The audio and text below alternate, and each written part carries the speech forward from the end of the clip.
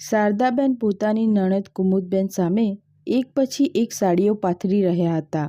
જુઓ દીદી, આ સાડી મેં નાની વહુ માટે મંગાવી છે અને આ જુઓ એની સાથેનો આ આખો ભારે વર્કવાળો બ્લાઉઝ. જ્યારે એ આ પહેરીને જાનમાં ઉતરશે ને ત્યારે આજુબાજુવાળી મહિલાઓ જોતી જ રહી જશે. શારદાબેનના અવાજમાં એક અલગ જ વટ હતો. ત્યારે જ કુમુદબેને સાડીઓને અડતા કહ્યું, ભાભી, ચીજો તો એકદમ જોરદાર છે હો, પણ આટલો બધો ખર્ચો? બજેટ ક્યાંક વંકાઈ તો નથી ગયું ને? શારદાબેન મલકાયા. અરે દીદી, નાના દીકરાના લગ્ન છે, અરમાન પૂરા કરવામાં ક્યાંય કચાશ રાખવાની હોય? અને પાછી નાની વહુ સોનાલી મોટા ઘરની દીકરી છે, એના પિયરિયા જોશે તો શું કહેશે? આપણી આબરૂનો સવાલ છે ને?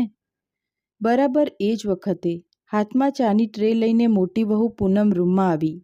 જેવી એની નજર પલંગ પર વિખરાયેલી પેલી કિંમતી સાડીઓ પર પડી, એના પગ જાણે ત્યાં જ ચોંટી ગયા. એ સાડીઓ બિલકુલ એવી જ હતી જેવી પૂનમે પોતાના લગ્ન વખતે સપનામાં વિચારી હતી.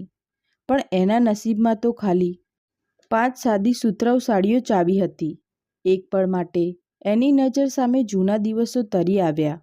એના પિતા હોસ્પિટલના ખાટલા પર હતા, ઓક્સિજન માસ્ક લાગેલો હતો અને એ ધ્રુજતા હાથે રાજેશનો હાથ પકડીને કહેતા હતા, બેટા, મારી દીકરીનું ધ્યાન રાખજે, હું એને કશું નથી આપી શક્યો. ત્યાં જ સાસુનો અવાજ કાને પડ્યો, હવે શું ચા ઠંડી કરવાનો ઈરાદો છે? અને આમ ટગર ટગર શું જુએ છે? જાણે જિંદગીમાં પહેલીવાર કપડાં જોયા હોય. હવે શું નજર લગાવી છે? શારદાબેનના તીખા અવાજથી પૂનમ વિચારોમાંથી બહાર આવી અને ધીમે રહીને બોલી, ના માજી, એ તો બસ જોતી હતી કે કલર બહુ ફાઇન છે. ત્યારે જ બાજુમાં બેઠેલા પૂનમના ફૈજી સાસુ કુમુદબેને જોયું કે પૂનમની આંખોના ખૂણા ભીના થયા હતા. એમણે તરત જ ટોકતા કહ્યું, ભાભી, આ તમે કેવી વાતો કરો છો? મોટી વહુ પણ તો ઘરની લક્ષ્મી છે ને? એના દિયરના લગ્ન છે તો શું એના માટે કંઈ નવું નથી લીધું? આખરે એને પણ જેઠાણી થઈને ઠાઠથી ફરવાનું હોય ને? શારદાબેને ચાનો ઘૂંટ ભર્યો અને બેદરકારીથી બોલ્યા, દીદી, એની પાસે જે જૂની પડી છે ને એ જ પહેરી લેશે. હવે જો દરેકને નવું નવું અપાવવા બેસીશ ને તો ઘર વેચવાનો વારો આવશે. અને એમે આને ક્યાં હાર શણગારનો બહુ શોખ છે? એના પિયરિયાઓએ જે શીખવાડ્યું હોય એ જ કરશે ને? આ મેણું પૂનમના કાળજાને ચીરી ગયું. એ કંઈ પણ બોલ્યા વગર રસોડામાં જતી રહી, પણ પાછળથી ફૈજીના અવાજે એને રોકી લીધી. વહુ, ઊભી રહે. તે તારી પસંદગીનું કંઈ લીધું કે નહીં? જો ના લીધું હોય તો કહે, હું તને લાલ દરવાજે કે સીઝી રોડ બજારમાં લઈ જઈશ. પૂનમના હોઠ તો જાણે સિવાય જ ગયા હતા. એ શું કહેતી કે એની પાસે તો એક નવો ડ્રેસ ખરીદવાનાય પૈસા નથી હોતા, કારણ કે એનો વર રાજેશ એનો આખો પગાર લાવીને પોતાની માના હાથમાં જ મૂકી દેતો હતો. રસોડામાં પહોંચીને પૂનમે નળ ચાલુ કરી દીધો, જેથી પાણીના અવાજમાં એના ડૂસકા દબાઈ જાય. એને એ દિવસ યાદ આવ્યો જ્યારે એ પહેલીવાર આ ઘરમાં આવી હતી. એની વિદાય વખતે એની માએ છાનામાના એના કાનમાં કીધું હતું, બેટા, સાસરીમાં મોઢું બંધ રાખવું એ જ સૌથી મોટો ગુણ છે. પૂનમે 3 વર્ષ સુધી આ જ કર્યું. શારદાબેનના દરેક મહેનતોણાને એણે ભગવાનનો પ્રસાદ સમજીને ગળી લીધા. રાજેશ એક સુપરવાઇઝર હતો. એની કમાણી કંઈ બહુ ખાસ ન હતી, પણ માણસ દિલનો ખરાબ ન હતો. પંચાત એટલી જ હતી કે એ પોતાની માની સામે મગનું નામ મરી નહોતો પાડતો. પણ આજે જ્યારે પૂનમે જોયું કે ઘરમાં પૈસાની તો કોઈ કમી નથી, બસ કમી છે તો એના માટેના પ્રેમ અને માનની, ત્યારે એની ધીરજ ખૂટવા માંડી. બીજી બાજુ રૂમમાં શારદાબેન હજી પોતાનો વટ પાડતા હતા. દીદી, સોનાલીના બાપાએ કીધું છે કે એ લગ્નમાં મોટી ગાડી આપે છે. હવે તમે જ વિચારો, જ્યારે વહુ આટલી મોટી લક્ષ્મી લઈને આવતી હોય તો એની આગતા સ્વાગતતામાં હું કચાશ કેવી રીતે રાખું? આ પૂનમના બાપે તો ફૂટી કોડીએ નહોતી આપી. ઉપરથી મારી છાતી પર મગ દળવા માટે આને વળગાડી દીધી. કુમુદબેનને પોતાની ભાભીનું આ વર્તન હવે ખટકવા માંડ્યું હતું. એમણે ચોખ્ખા શબ્દોમાં કહી દીધું, ભાભી, જે વહુ હાથમાં કંઈ લઈને નથી આવતી ને એ પોતાનું આખું આયુષ્ય ઘરની સેવામાં ઘસી નાખે છે. મોટી વહુ પૂનમે 3 વર્ષથી આ ઘરને હર્યું ભર્યું રાખ્યું છે. તમે એને દહેજના તાજવે તોડવાનું હવે બંધ કરો. બીજા દિવસે જ્યારે જાન નીકળવાની હતી ત્યારે શારદાબેને એક જૂની અને ગંધાતી પેટીમાંથી એક કાળી પડી ગયેલી બનારસી સાડી કાઢીને આપી. આ લે, આ પહેરી લેજે. છે તો જૂની પણ અસલ બનારસી છે. કમસે કમ લોકોને એમ તો લાગશે કે અમે તને કંઈક તો આપ્યું છે. પૂનમે એ સાડી સામે જોયું.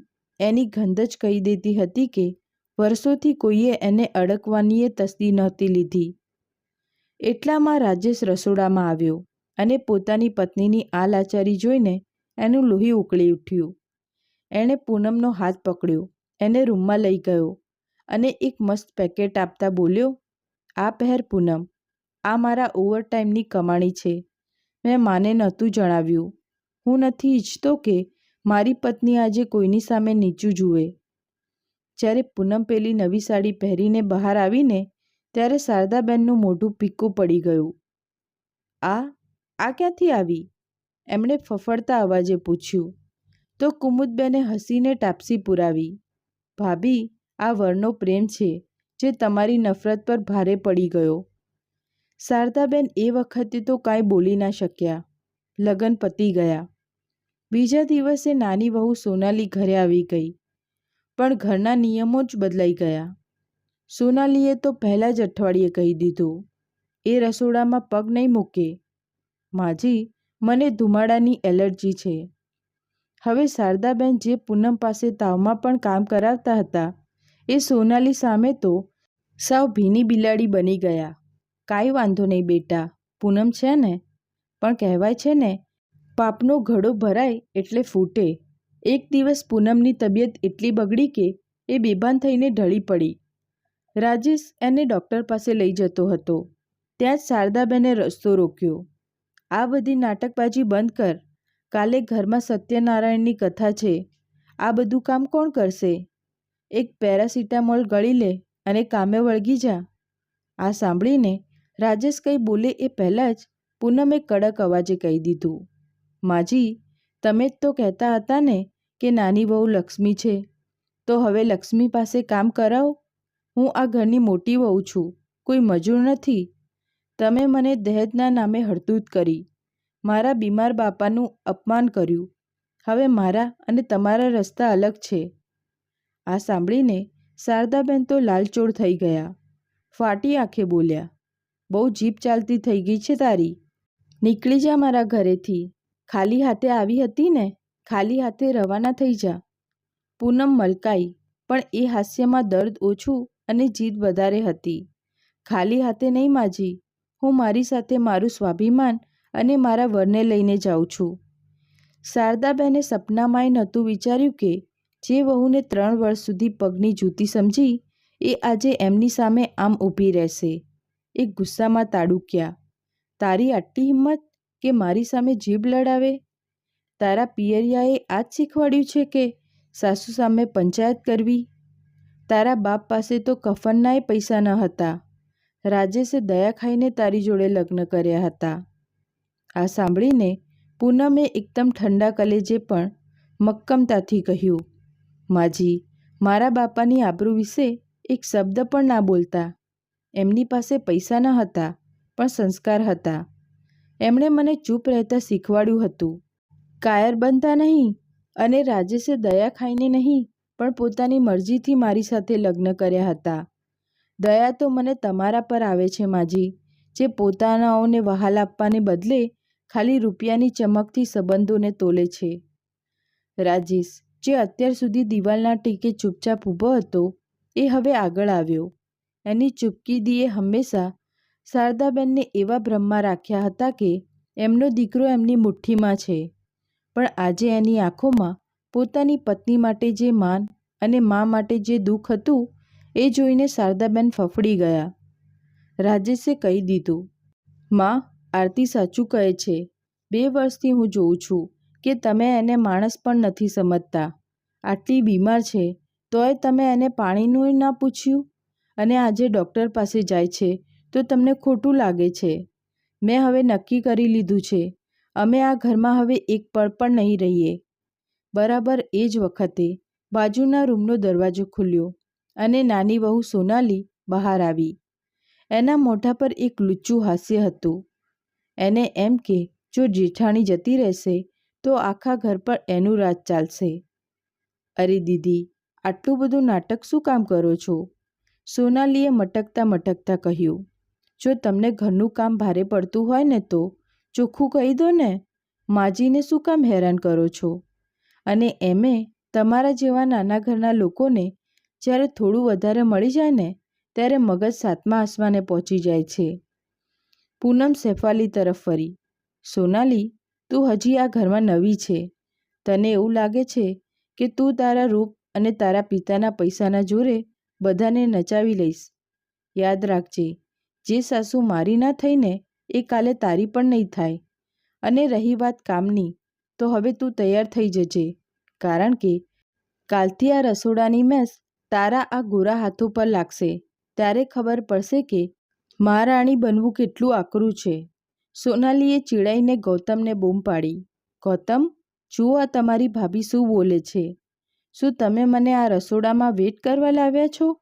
મારા ડેડીએ તો એમ જ કીધું હતું કે ત્યાં તો નોકરોની ફોજ હશે. ગૌતમ, જે હંમેશા પોતાની મા અને ભાઈના છાયામાં રહેતો હતો, એ આજે પોતાની વહુના ચડિયાવામાં આવી ગયો. ભાઈ, હવે ભાભીને સમજાવો. માએ જે કીધું એ સાચું જ છે. આખરે મોટું કોણ છે?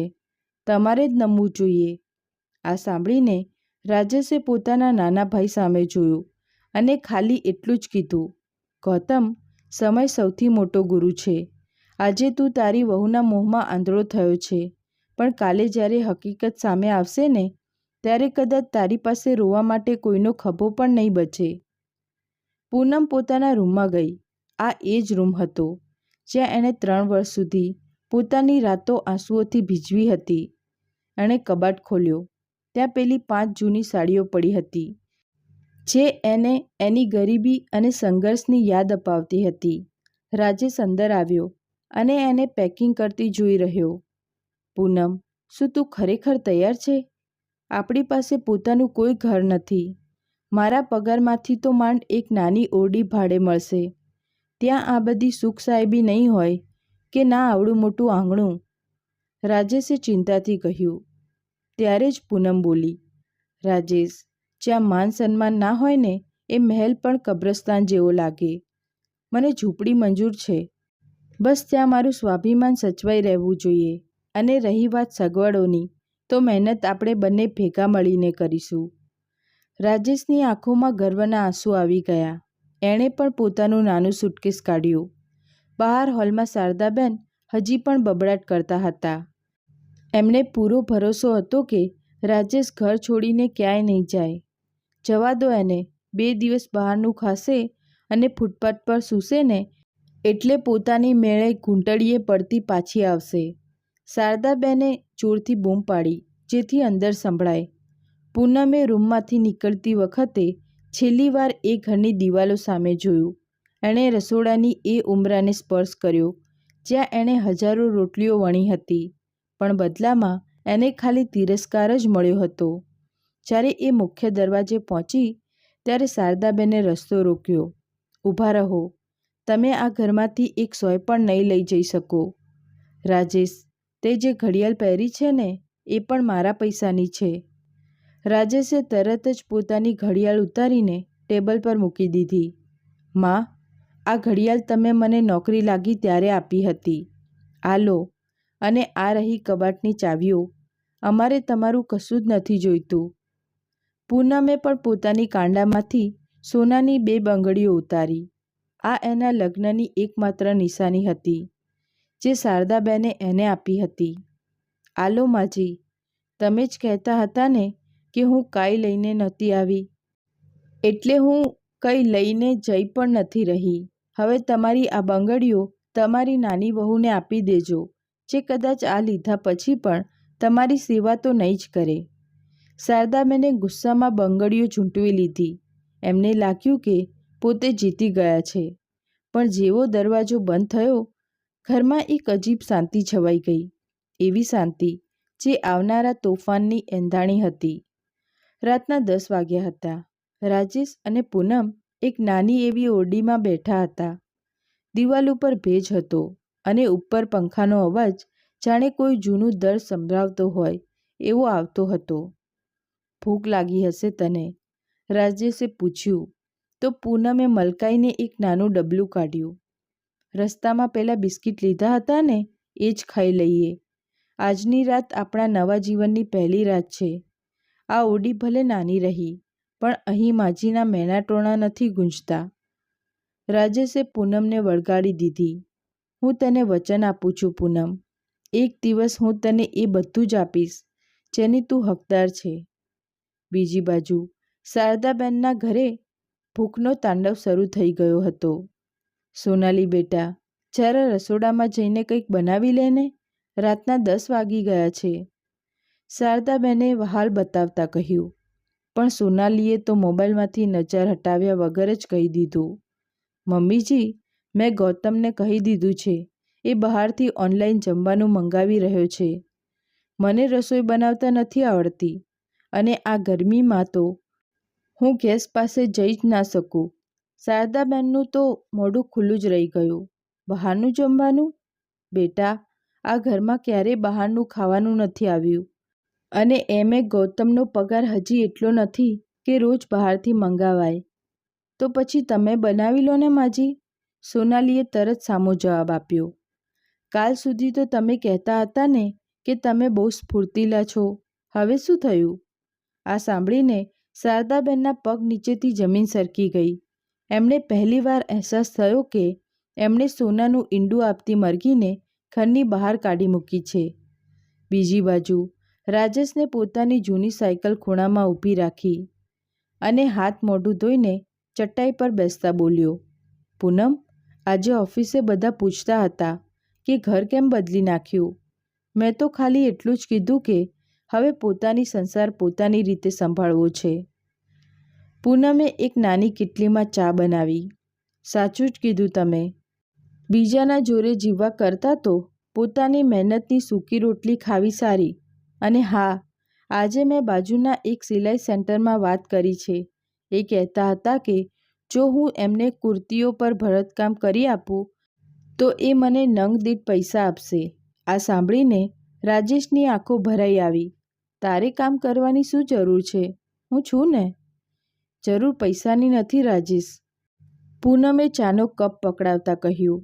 જરૂર એ ઓળખાણની છે જે પેલા ઘરમાં ક્યાંક ખોવાઈ ગઈ હતી.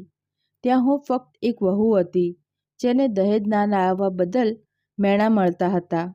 અહીં હું એ વહુ છું જે પોતાના દમ પર પોતાના ઘરની એક એક ઈંટ જોડશે. તે રાત્રે પંખા વગર પણ એ બંનેને એવી ઊંઘ આવી જે છેલ્લા 3 વર્ષમાં ક્યારેય નહોતી આવી. ત્યાં ના તો શારદાબેનનો ડર હતો કે ના સવારે 4 વાગે ઉઠીને બધાની ફરમાઈશો પૂરું કરવાનું ટેન્શન. બીજી બાજુ પેલા મોટા ઘરમાં સન્નાટો છવાયેલો હતો, પણ આ શાંતિ સુખવાળી ન હતી. શારદાબેન સવારે 6 વાગે ઉઠ્યા અને આદત મુજબ બૂમ પાડી, વહુ, એ વહુ, પૂનમ, ચા લાવજે, મારું માથું ફાટી રહ્યું છે. એમનો અવાજ ખાલી ઘરમાં ગુંજીને પાછો આવ્યો. અચાનક એમને યાદ આવ્યું કે પૂનમ તો જતી રહી છે. એમણે ભારે મને રસોડા તરફ ડગલા માંડ્યા. ત્યાં તો વાસણોના ઢગલા પડ્યા હતા. ગઈકાલે રાત્રે જે બહારથી જમવાનું મંગાવ્યું હતું એના ખાલી ડબ્બા અને એઠી પ્લેટો સિંકમાં પહાડની જેમ જમા થઈ ગઈ હતી. કીડીઓ તો ત્યાં મિજબાની માણી રહી હતી. શારદાબેને નાક ચડાવતા સોનાલીના રૂમનો દરવાજો ખખડાવ્યો. વહુ, ઉઠને બેટા, જો તો ખરી રસોડાની શું હાલત છે. જરા મારી મદદ કરી દે તો હું ચા બનાવી લઉં. અંદરથી સોનાલીનો ઊંઘનો ડૂબેલો અને ચીડાયેલો અવાજ આવ્યો. મમ્મીજી, પ્લીઝ સવાર સવારમાં આ ઘોઘાટ ના કરો. આ મારો સૂવાનો ટાઈમ છે. અને રહી વાત વાસણોની, તો તમે કોઈ કામવાળી કેમ નથી રાખી લેતા? મારાથી આ બધું નહીં થાય. આ સાંભળીને શારદાબેન તો આભા જ બની ગયા. જે વહુના પિયરની અમીરીના વખાણ એમણે આખી સોસાયટીમાં કર્યા હતા, એ જ વહુ હવે એમને કામવાળી રાખવાની સલાહ આપી રહી હતી. શારદાબેને જાતે ચા બનાવી. આજે પહેલીવાર એમને અહેસાસ થયો કે પૂનમ જે ચા બનાવતી હતી ને એમાં ખાલી ખાંડ નહીં પણ એનું સમર્પણ પણ ભરેલું હતું. સાંજે જ્યારે ગૌતમ ઓફિસથી પાછો આવ્યો ત્યારે સોનાલીએ તરત જ ચાલુ કર્યું. સાંભળો ગૌતમ, મમ્મીજી કહેતા હતા કે ઘરનું કામ કર. તમે એમને સમજાવી દો કે હું આ બધું કરવા માટે નથી આવી. ગૌતમે પોતાની મા સામે જોયું, જે સોફા પર થાકીને લોથપોથ થઈને બેઠી હતી. મા, સોનાલી સાચું કહે છે. તમે શું કામ એને હેરાન કરો છો? કાલથી એક કામવાળી રાખી લો ને. બેટા, કામવાળીના પૈસા ક્યાંથી આવશે? રાજેશ તો એનો આખો પગાર ઘર ખર્ચ માટે આપી દેતો હતો. એમાંથી જ વીજળીનું બિલ અને કરિયાણું આવતું હતું. હવે એની કમાણી તો જતી રહી અને તારી કમાણીથી તો સોનાલીના બ્યુટી પાર્લરના બિલ જ માંડ પૂરા થાય છે. તો શું હવે હું ભાઈના પગે પડીને એમને પાછા બોલાવી લઉં? તમે જ તો એમને કાઢ્યા હતા. ગૌતમે રોકડું પરખાવ્યું. શારદાબેન કાંઈ બોલી ના શક્યા. બસ પેટની ભૂખ અને ઘરની આ હાલત એમને ધીરે ધીરે તોડી રહી હતી. બીજી બાજુ મહિનો પૂરો થતાં સુધીમાં તો પૂનમનું સીવણકામ જામી ગયું હતું. એ આખી રાત જાગીને કપડાં પર જરીકામ કરતી. એની આંગળીઓમાં સોય ખૂંપવાના નિશાન પડી જતા. પણ જ્યારે એ પોતાની જાતે કમાયેલા પૈસા ગણતી ને ત્યારે એનું બધું જ દર્દ ગાયબ થઈ જતું. ધીરે ધીરે સોસાયટીની મહિલાઓને ખબર પડી ગઈ કે મોટી વહુ તો જોરદાર ડિઝાઇન બનાવે છે. જે સ્ત્રીઓ પહેલાં શારદાબેનના ઘરે જઈને પૂનમને બિચારી સમજતી હતી એ જ હવે એની પાસે કપડાં સીવડાવવા આવવા માંડી. પૂનમે પોતાની ગરીબીને લાચારી નહીં પણ પોતાનું હથિયાર બનાવી લીધું હતું. બીજી બાજુ શારદાબેનના ઘરમાં હવે તિરાડો પડવા માંડી હતી. સોનાલીએ ઘરના ખર્ચા પર પોતાનો કાબૂ જમાવી દીધો. એણે શારદાબેનના પસંદની દાળ બનાવવાનું જ બંધ કરી દીધું, કારણ કે એણે તો સ્પાઇસી ફૂડ ભાવતું હતું. મમ્મીજી, હવેથી ઘરમાં એ જ બનશે જે મને ભાવશે. તમારે જો સાદું ખાવું હોય ને તો તમારા માટે અલગથી બનાવી લેજો. સોનાલીએ રોકડું પરખાવી દીધું. ગૌતમ તો બધું જોતો રહ્યો પણ મગનું નામ મરી ના પાડ્યું. એને ફાળ હતી કે જો સોનાલીની સામે બોલશે તો એ પિયર જતી રહેશે અને સસરાએ જે ફ્લેટ આપવાનું વચન આપ્યું છે એ હાથમાંથી જતો રહેશે. આ બધું જોઈને શારદાબેન હવે રસોડામાં એકલા બેસીને રોતા હતા. એમને યાદ આવતું હતું કે કેવી રીતે પૂનમ એમને કહ્યા વગર એમની પસંદગીના ગરમા ગરમ ભજીયા બનાવી દેતી હતી. કેવી રીતે એ એમના પગમાં તેલની માલિશ કરી આપતી હતી. આજે સોનાલી એમની બાજુમાંથી નીકળતી તો અત્તરની ખુશ્બુ તો આવતી પણ એમાં ક્યાંય મમતાની મહેક ન હતી. એક દિવસ શારદાબેન બજારમાં ગયા તો અચાનક એમની નજર એક દુકાન બહાર ઊભેલી પૂનમ પર પડી. પૂનમના ચહેરા પર આજે એક અલગ જ આત્મવિશ્વાસ હતો. શારદાબેનનું મન તો બહુ થયું કે એને બૂમ પાડે, પણ એમનું અભિમાન આડે આવી ગયું. ત્યાં જ એમણે જોયું કે પૂનમ પાસે એક મોટી દુકાનનો માલિક આવ્યો અને એને કપડાના ઢગલે ઢગલા પેકેટ આપ્યા. પૂનમબેન, તમારી ડિઝાઇનની માર્કેટમાં બહુ ડિમાન્ડ છે. આ લો, આ અઠવાડિયાનું પેમેન્ટ, પેલા માલિકે માનભેર કહ્યું. શારદાબેન આ જોઈને ફાટી આંખે જોઈ રહ્યા. જેને એમને ફૂટી કોડી કહીને અપમાનિત કરી હતી એ આજે પોતાના નામે ઓળખાતી થઈ ગઈ હતી. એમના દિલમાં પસ્તાવાની એક નાની એવી ચિનગારી સળગી ઉઠી. ઘરે પહોંચ્યા ત્યારે શારદાબેનને સાચે જ કકડાવીને તાવ ચડ્યો હતો. એમણે સોનાલીને બૂમ પાડી, વહુ, જરા માથા પર પોતા મૂકી દે ને, બહુ બળતરા થાય છે. ત્યાં જ સોનાલી પોતાના રૂમમાંથી બહાર નીકળી. હાથમાં મેકઅપની કીટ હતી. ઓ ગોડ મમ્મીજી, તમારે હંમેશા ત્યારે જ બીમાર પડવાનું હોય છે જ્યારે મારે પાર્ટીમાં જવાનું હોય. ગૌતમ, ચલો ને, મોડું થાય છે. મમ્મીજી, કોઈ ગોળી ગળી લો, સારું થઈ જશે. ગૌતમે ખચકાતા કહ્યું. સોનાલી, માની હાલત બહુ સારી નથી લાગતી. તો શું હું ડૉક્ટર છું?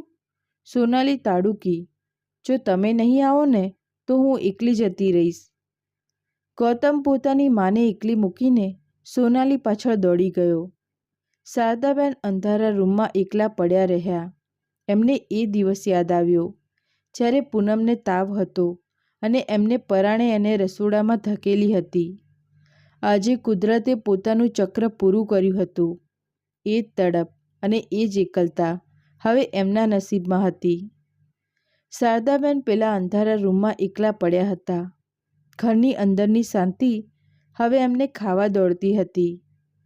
તાવના લીધે શરીર તો ધકધકતું જ હતું, પણ એના કરતાંય વધારે એમનું મન બળતું હતું. હું કેટલી મોટી મૂર્ખ હતી. શારદાબેન મનોમન બબડ્યા. સોનાને પિત્તળ સમજીને ફેંકી દીધું અને કાચના ટુકડાને તિજોરીમાં પધરાવી દીધો. તરસના માર્યા એમનું ગળું સૂકાતું હતું. લથડતા પગે એ રસોડા તરફ જવા ગયા ત્યાં જ અચાનક એમને ચક્કર આવ્યા અને એ ફસડાઈને જમીન પર બેસી ગયા. એમની આંખોમાંથી આંસુ વહેવા માંડ્યા. આ આંસુ ખાલી દુઃખના ન હતા, પણ એ કડવા સત્યના હતા જે એમણે પોતે જ વાવ્યું હતું. એમણે વિચાર્યું, જો આજે પૂનમ અહીં હોત તો શું મને આવી હાલતમાં મૂકત? એ તો મારા બોલ્યા વગર જ સમજી જતી હતી કે મને ક્યારે પાણી જોઈએ છે અને ક્યારે દવા. બીજી બાજુ શહેરના બીજા છેડે પૂનમની નાની એવી ઓરડી હવે એક નાનકડા કારખાનામાં ફેરવાઈ ગઈ હતી. એણે બીજી 2 જરૂરિયાતમંદ મહિલાઓને પણ પોતાની સાથે કામે રાખી લીધી હતી. રાજેશ હવે ખાલી સુપરવાઇઝર નહોતો રહ્યો. એ સાંજે પૂનમના તૈયાર માલની ડિલિવરી કરવામાં મદદ કરતો. પૂનમ, આજે મોટા શોરૂમમાંથી ઓર્ડર આવ્યો છે, રાજેશે ઉત્સાહમાં આવીને કહ્યું. લોકો તારા ભરતકામના દીવાના થઈ ગયા છે. એ લોકો ઈચ્છે છે કે તું એમના બુટીક માટે એક સ્પેશિયલ કલેક્શન તૈયાર કરે. પૂનમે પોતાની થાકેલી આંખો લૂછી અને મલકાતા બોલી, રાજેશ, આ બધું તમારી હિંમતનું જ પરિણામ છે. જો તે દિવસે તમે મારો હાથ પકડીને મને એ ઘરમાંથી બહાર ના કાઢી હોત ને, તો આજે પણ હું ખાલી રોટલીઓ વચ્ચે જ મારી જિંદગી સોતી હોત. રાજેશે જોયું કે પૂનમના વ્યક્તિત્વમાં એક નવી જ ચમક આવી ગઈ હતી. હવે એ ડરીને વાત નહોતી કરતી. એના શબ્દોમાં વજન હતું. ગરીબીએ એને તોડી નહોતી, પણ વધુ નિખારી દીધી હતી. બીજા દિવસે સવારે જ્યારે ગૌતમ અને સોનાલી પાર્ટીમાંથી પાછા આવ્યા ત્યારે જોયું કે શારદાબેન રસોડા પાસે જમીન પર પડ્યા હતા. આ જોઈને ગૌતમ તો ફફડી ગયો. માં, તમે અહીં શું કરો છો? ત્યાં જ સોનાલીએ મેણું મારતા કહ્યું. ઓહો, નાટક શરૂ થઈ ગયા. ગૌતમ, લાગે છે કે માજીને તમારી સહાનુભૂતિ જોઈએ છે. અને એમે કાલે રાત્રે પાર્ટીમાં કેવી મજા આવી, નહીં? મારા ડેડી કહેતા હતા કે આવતા મહિને આપણને નવા ફ્લેટમાં શિફ્ટ કરાવી દેશે. ગૌતમે પહેલીવાર સોનાલીને કડક અવાજે કહ્યું.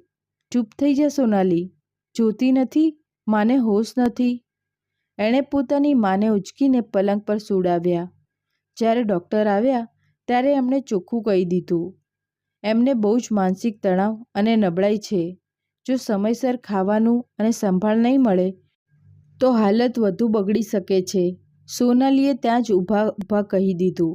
સંભાળ? ગૌતમ, હું મારી બ્યુટી ખરાબ ના કરી શકું.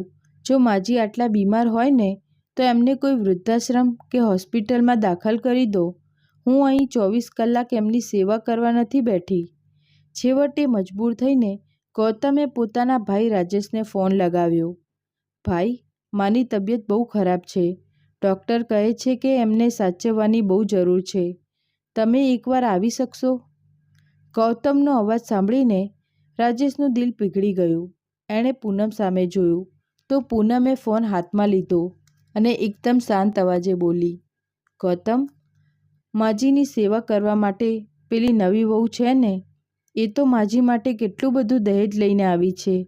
એની પાસે તો ફ્લેટ પણ છે. તો પછી અમને કેમ બોલાવો છો?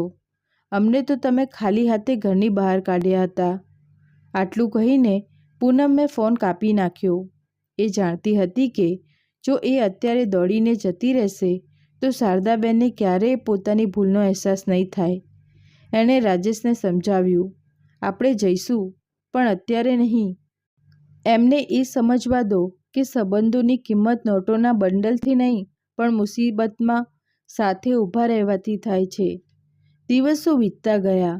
સોનાલીના પિતાનો પેલો ફ્લેટ આપવાનો વાયદો તો સાવ પોકળ નીકળ્યો. હકીકતમાં સોનાલીના પિતા પોતે દેવામાં ડૂબેલા હતા અને એમણે પોતાની દીકરીના લગ્ન આટલા ધામધૂમથી એટલે કર્યા હતા કે કોઈ પૈસાદાર ઘર મળી જાય. જ્યારે ગૌતમને આ વાત ખબર પડી ત્યારે ઘરમાં મોટો ડખો થયો. તે મારી સાથે જૂઠું બોલ્યું સોનાલી? તે તો કીધું હતું કે તું બહુ અમીર છે. ગૌતમ રાડારાડ કરવા માંડ્યો. ત્યારે સોનાલીએ એનો અસલી રંગ દેખાડ્યો. તો શું તું કોઈ મોટો રાજા મહારાજા છે? આ સડેલા ઘરમાં રહેવા માટે હું મારી જિંદગી બગાડવા નથી આવી. મારા ડેડીએ ફ્લેટ ના આપ્યો તો શું થયું? હું હવે અહીં એક પળ પણ ના રહી શકું. સોનાલીએ પોતાનો બધો કિંમતી સામાન પેક કર્યો અને ગૌતમને છૂટાછેડાની ધમકી આપીને પોતાના પિયર ભેગી થઈ ગઈ. ગૌતમ સામ એકલો પડી ગયો. બીજી બાજુ ઉઘરાણીવાળા હવે ઘરના દરવાજે ટકોરા માંડવા માંડ્યા હતા. શારદાબેનનું પેલું અભિમાન અને હવેલી જેવું ઘર હવે એમના હાથમાંથી સરકી રહ્યું હતું. બીજા દિવસે સાંજે જ્યારે ગૌતમ અને શારદાબેન અંધારામાં બેઠા હતા ત્યારે દરવાજે એક ગાડી આવીને ઊભી રહી. રાજેશ અને પૂનમ અંદર આવ્યા એટલે ગૌતમ તરત જ ભાઈના પગમાં પડી ગયો. ભાઈ, બધું પતી ગયું. સોનાલી આપણને છોડીને જતી રહી. ઘર વેચવાનું છે અને માની હાલત તો જુઓ. રાજેશે ગૌતમને બેઠો કર્યો અને બોલ્યો, મેં તને નહોતું કીધું કે સમય સૌથી મોટો ગુરુ છે? આરતી આગળ વધી અને એને શારદાબેનના ઠંડા પડી ગયેલા હાથ પકડ્યા. શારદાબેન ધ્રુજતા અવાજે બોલ્યા, વહુ, તું આવી ગઈ? મને એમ હતું કે તું ક્યારેય પાછી નહીં આવે. પૂનમે ધીમેથી કહ્યું, માજી, હું એ વહુ બનીને પાછી નથી આવી જેને તમે દબાવી શકતા હતા. હું એ દીકરી બનીને આવી છું જે પોતાના ઘરને વિખરાતું નથી જોઈ શકતી. ચાલો અમારી સાથે. એ ઘર નાનું જરૂર છે, પણ ત્યાં શાંતિની રોટલી મળશે. બીજા દિવસે શારદાબેન પેલી નાની ઓરડીમાં આવી ગયા. એમણે જોયું કે ત્યાં કોઈ નોકર ચાકર ન હતા, તોય ઘર આખું ચકચકતું હતું. સવારે જ્યારે પૂનમ ચા લઈને આવી ત્યારે શારદાબેને એનો હાથ પકડી લીધો. વહુ, મારે તને પેલી બંગડીઓ પાછી આપવી છે જે મેં તારી પાસેથી ઝૂંટવી લીધી હતી. ત્યારે પૂનમે મલકાઈને જવાબ આપ્યો, માજી, હવે એ બંગડીઓની ચમક તો ઝાંખી પડી ગઈ છે. મારું અસલી ઘરેણું તો તમારી આંખોમાં દેખાતો આ પસ્તાવો ને પ્રેમ છે. હવે તમે બધી ચિંતા છોડો અને બસ આરામ કરો. શારદાબેનને હવે પાકી ખબર પડી ગઈ હતી કે અસલી વટ નફરત કે પૈસામાં નહીં, પણ પ્રેમ અને એકતામાં હોય છે. સંબંધોને ક્યારે દહેજ કે પૈસાના ત્રાજવે ન તોડવા જોઈએ. જે વહુ ઘરને સાચવે છે એ જ ઘરની સાચી લક્ષ્મી હોય છે. તમને શું લાગે છે? પૂનમે શારદાબેનને માફ કરીને સાચું કર્યું કે ખોટું? જો તમને આ વાર્તા ગમી હોય તો વિડીયોને લાઈક જરૂર કરજો. કોમેન્ટમાં અમને જરૂર જણાવજો. આવી જ હૃદયસ્પર્શી અને જીવનના અસલી રંગો બતાવતી વાર્તાઓ સાંભળવા માટે અમારી ચેનલ સ્ટોરી ટાઈમને સબસ્ક્રાઈબ કરો. ફરી મળીશું એક નવી વાર્તા સાથે. ત્યાં સુધી ખુશ રહો અને સંબંધો સાચવતા રહો. આવજો.